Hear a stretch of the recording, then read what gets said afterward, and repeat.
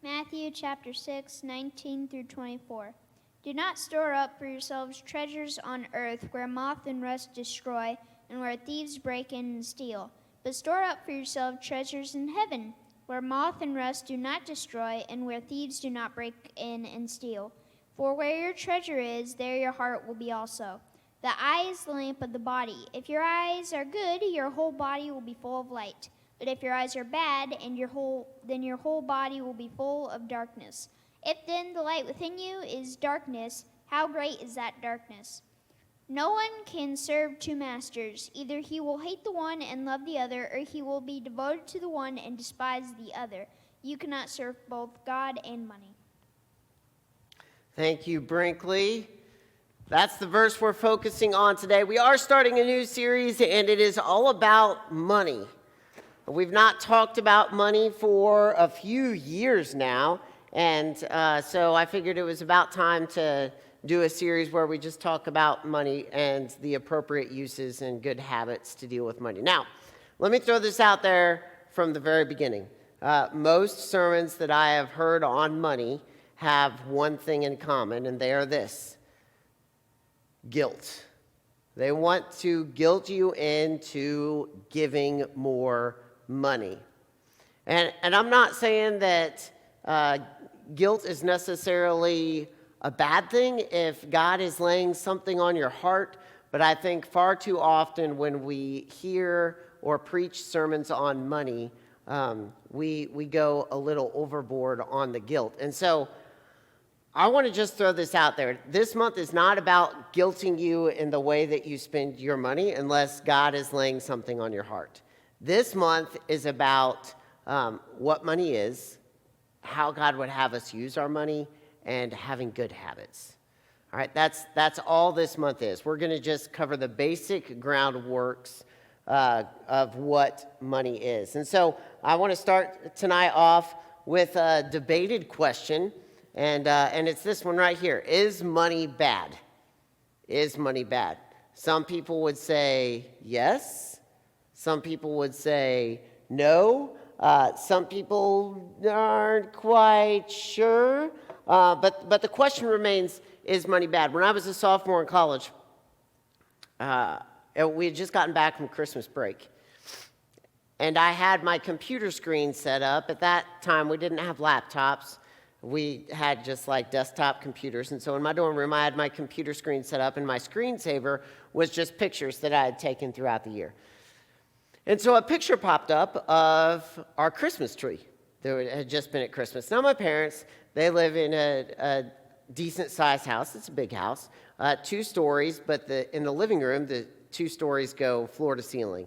And so they had this really tall ceiling with this huge Christmas tree, like 13 feet in front of a wall of windows. And so this picture popped up on my computer screen, and one of my friends at college looked at me and he said, "CJ, you never told me you were a rich kid." And I didn't know how to respond. The truth of the matter is, my parents, they were rich. You know, they had a good-sized house, and they have a good-sized piece of land, and growing up, we had stuff, and my parents did pretty well for themselves. But this phrase came across, "CJ, you never told me you were a rich kid," like being rich was bad. Now, were there ways that I could have portrayed myself that would have been more Christ-like with the way that my parents spent their money?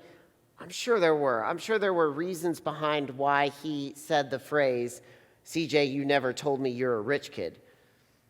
But this idea came off of that phrase that I was somehow at fault or guilty or less valuable because we had money. Is money bad? Is being rich bad?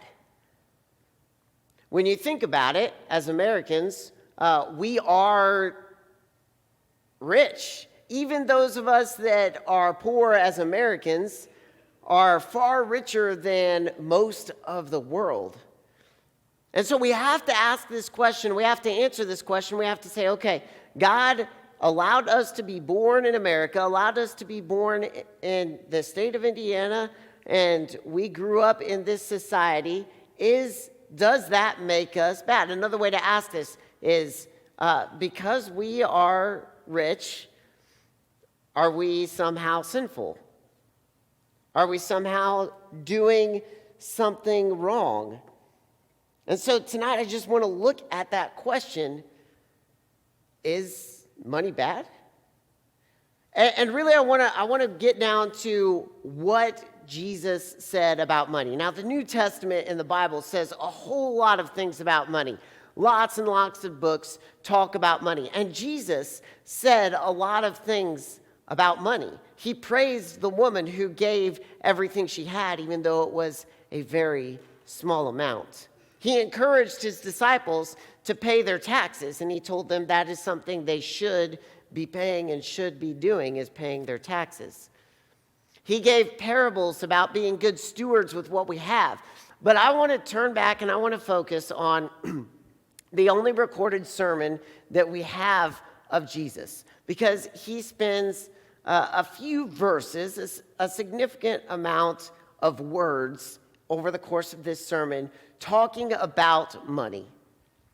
And I think we can gather a lot from what Jesus has to say about money. In Matthew chapter 5, starting in verse 1, it says this: "Seeing the crowds, he went up on a mountain, and when he sat down, his disciples came to him." Now, you got to understand, there are crowds upon crowds following Jesus at this point. His ministry has gained in popularity. He is hugely popular, and so there are crowds gathering around him. And Jesus saw all these crowds, and he kind of went up on a hillside, on a mountainside, and he sat down. And when he sat down, that was kind of like the symbol, kind of like the countdown video is stopped, the lights are dimming, the stage lights are coming on. Jesus is saying, all right, I'm about to lay some truth on you. I am going to teach you.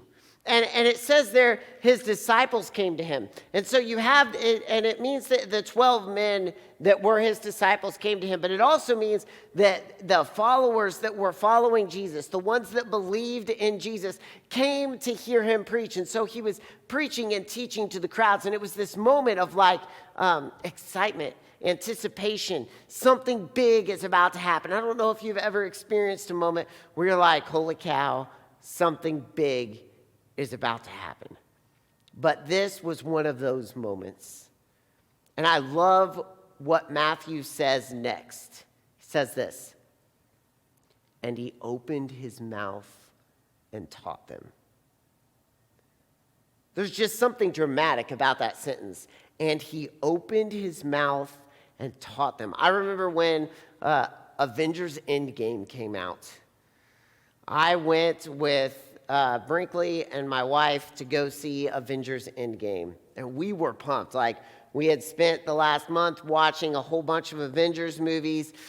And we waited in line. We had already pre-bought our tickets. But there was this anticipation, standing in line, waiting for the movie to start. And Avengers Endgame was so popular that the movie was ending and people were walking out of the theater, and we had to wait for them to exit the theater, and then we could go in and they would just keep the movie rolling. And they just did this time after time after time. And I remember this just anticipation of, man, something big is about to happen in the Marvel Cinematic Universe.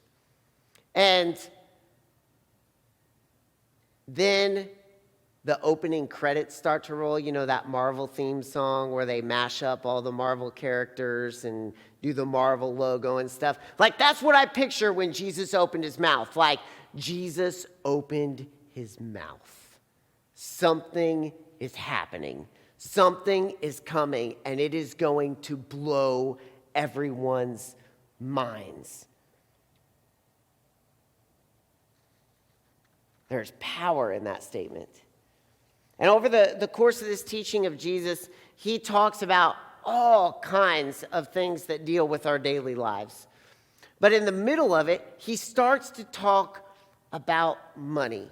And it's what Brinkley read to us before this lesson started, but we're going to kind of break it up into chunks because I really want to focus in on what Jesus says about money, because it says something for how we relate to money as Americans. Because here's the deal. If we come to the conclusion that money is bad, the question is, what do we do with our money? So we have to ask ourselves, should we give everything away and go live in a third world country? We have to ask ourselves, has God blessed us with things to bless those around us? We have to ask ourselves, when does money become something that is a stumbling block? And when does money become something that God has blessed us with? And all of these things go into defining this idea of how we relate to money and is money bad. And in Matthew chapter 6, Jesus says this about money. He says, "Do not lay up for yourselves treasures on earth where moth and rust destroy and where thieves break in and steal, but lay up for yourselves treasures in heaven where neither moth nor rust destroys and where thieves do not break in and steal. For where your treasure is, there your heart will be also." I love this idea of how Jesus begins to talk about money, because he starts talking about treasures. Let's be honest. We love seeking treasures, don't we? Now, I have never personally been on a treasure hunt, but I absolutely love treasure hunting movies. The Goonies, Indiana Jones, I think I've got some pictures, National Treasure, fantastic movies, and I'd love to put myself in those positions of the characters and say, all right, how would I handle this situation? Like, would I be able to figure out all the clues? Would I be able to find the treasure? Now, I've never been on an actual treasure hunt. I don't think very many humans on this earth get to go on actual treasure hunts, but it would be stinking awesome. But we still chase treasures, don't we? There are still those things that we pine for, those things that we want, those things that we feel like we need in our lives. And here's the thing with money is that money gives us the opportunity to chase and attain those treasures. And Jesus is very clear. Do not store up treasures on this earth. A treasure is simply this. And this is my own definition, all right? So this is just from my head, so take it with a major grain of salt, okay? You can totally disagree, and that's fine. But here's what I think a treasure is. Something that will bring us enjoyment, fulfillment, completion, and joy.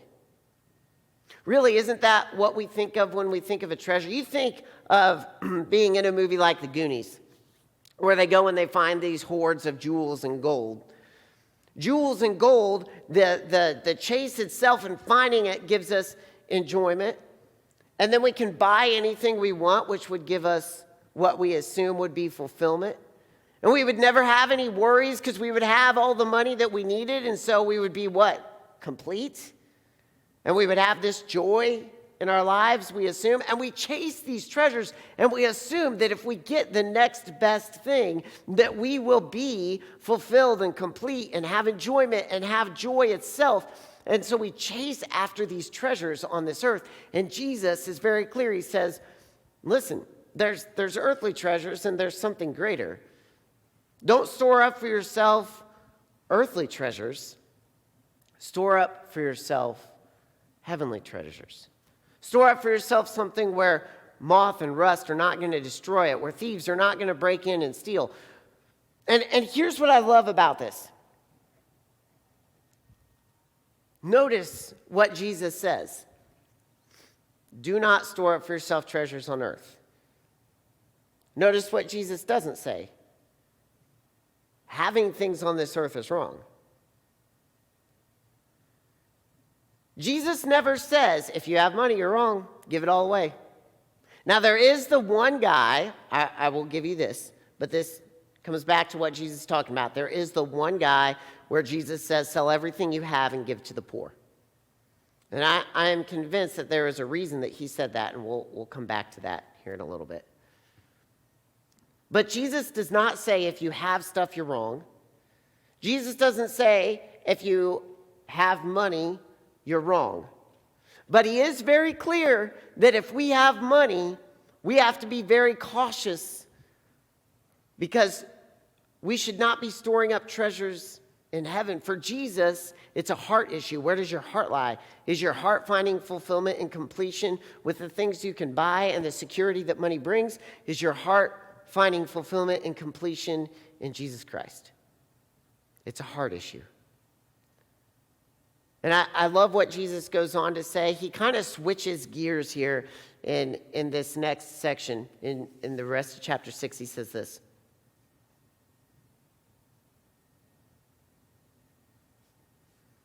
He says, the eye is the lamp of the body. So if the eye is healthy, your whole body will be full of light. But if your eye is bad, your whole body will be full of darkness. If then the light in you is darkness, how great is that darkness?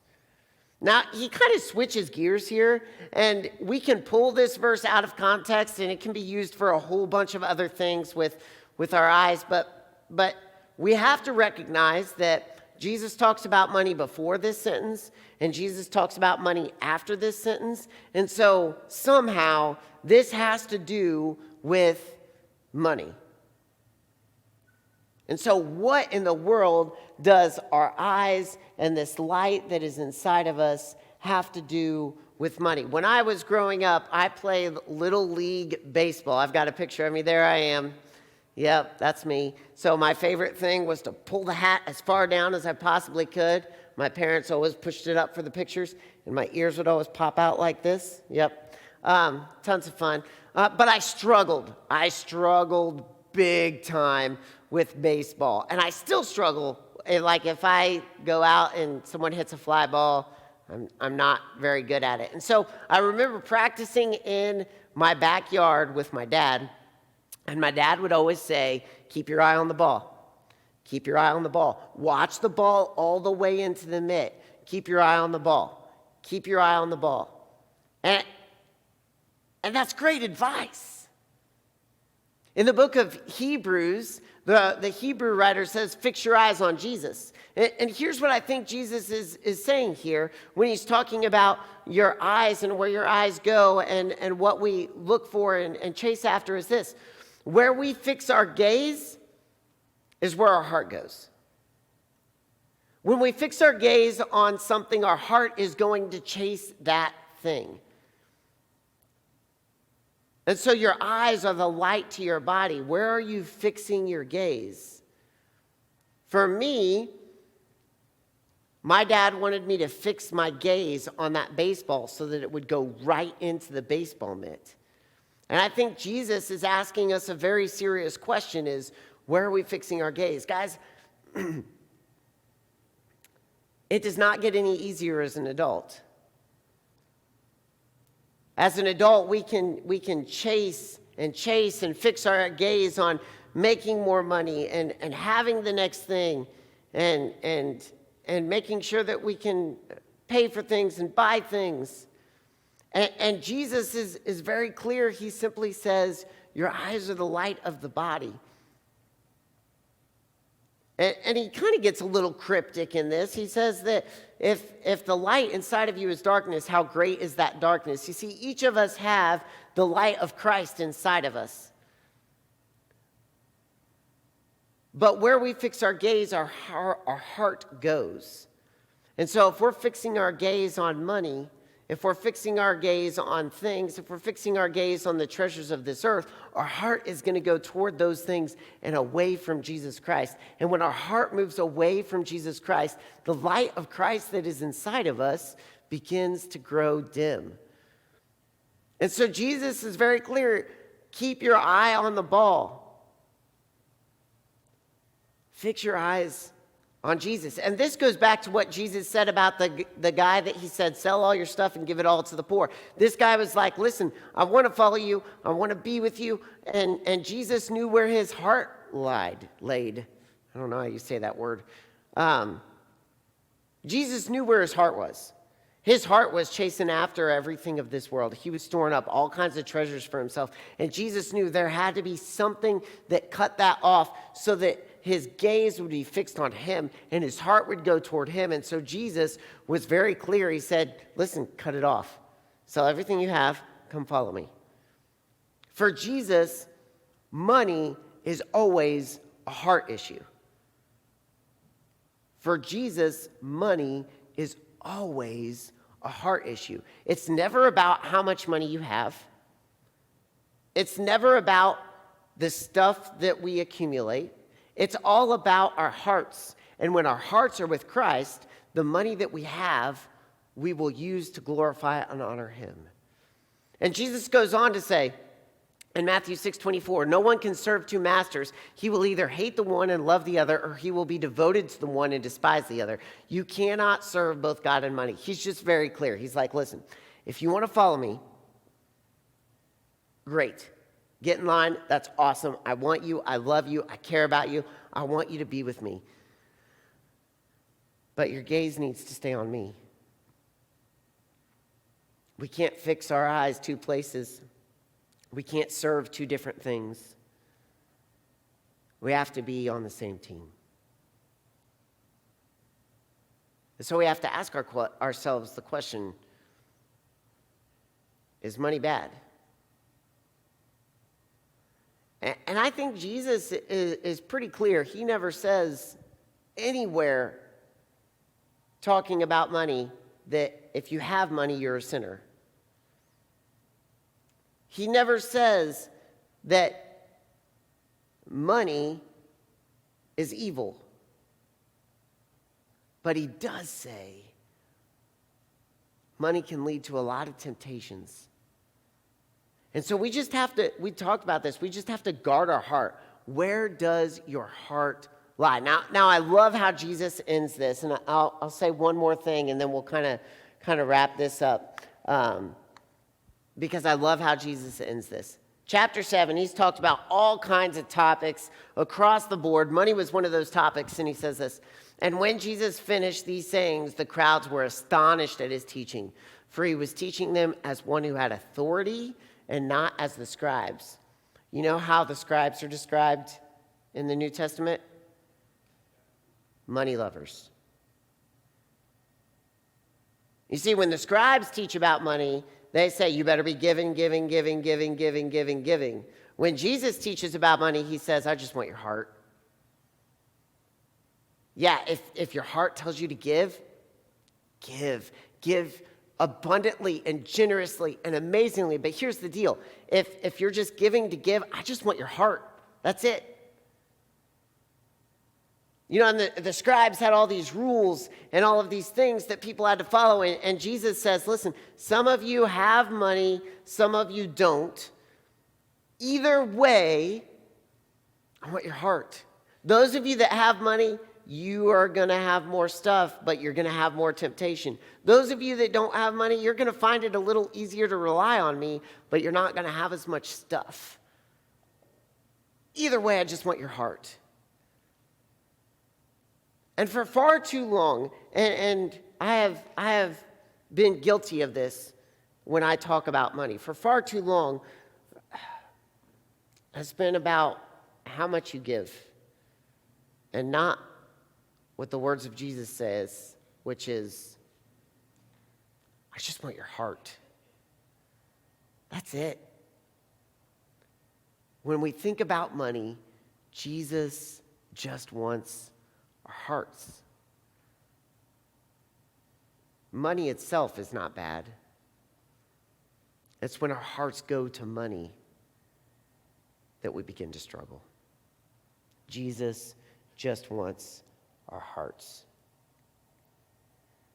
And so I give a practical challenge every week, and it's written on the small group questions again this week. But my practical challenge this week is simply this, is that we live in a culture of excess. As Americans, we have a lot of money. Even when we don't feel like it, we have a lot of money. And the question becomes, how do you recognize where your heart lies? Jesus wants your heart. And so we have to get to the point where we say, all right, where does my heart lie? And the cool thing is that Jesus has given us the Holy Spirit that whispers to us and helps us recognize where our heart lies. And so the most practical thing I think we can do this week as we just begin taking steps into this idea of money is simply this. Every day this week, just simply pray, God, I want my heart to be after you. Where does my heart lie? I want to chase you. I want to follow you. I want to fix my gaze on you and not on the treasures of this earth. And I'm convinced that if we begin to pray that, it will start a habit inside of us. A habit of chasing God. And God is going to whisper in our ears through the Holy Spirit things we can improve, things we can do better. And it's not an all-encompassing 3-step process. It's going to be different for all of us. But if we can begin to pray, God, may I fix my gaze on you and not on the things of this world, God's going to whisper to us in the areas of how we spend and use and glorify him with money. And we can begin to develop now, as middle school and high school students, incredible habits with money. Check this out.